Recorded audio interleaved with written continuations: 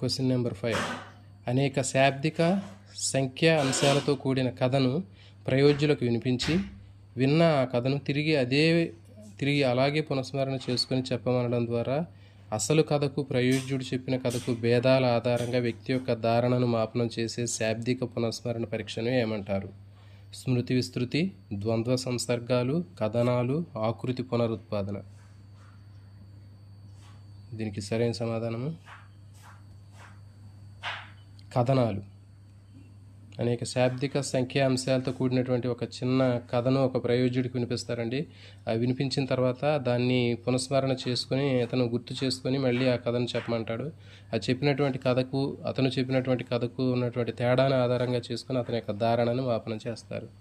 So ఇలాంటి పునఃస్మరణ పరీక్షని కథనాలు అంటారు. Next question number 6.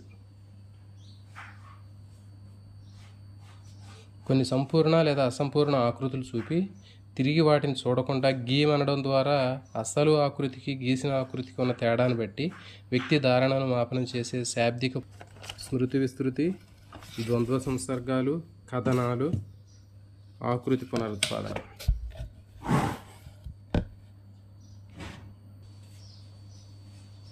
దీనికి సరైన సమాధానము ఆప్షన్ డి, ఆకృతి పునరుత్పాదన. సంపూర్ణ లేదా అసంపూర్ణ ఆకృతిని చూపించి తిరిగి వాటిని చూడకుండా గేమ్ అనడం ద్వారా అసలు ఆకృతికి గీసినటువంటి ఆకృతికి ఉన్నటువంటి తేడాను బట్టి వ్యక్తి యొక్క శాబ్దిక పునఃస్మరణను పరీక్షిస్తారు. దీన్ని ఇలాంటి మరిన్ని వీడియోల కోసం ఛానల్ని సబ్స్క్రైబ్ చేయండి. అదేవిధంగా వీడియోని లైక్ చేయండి. Thank you.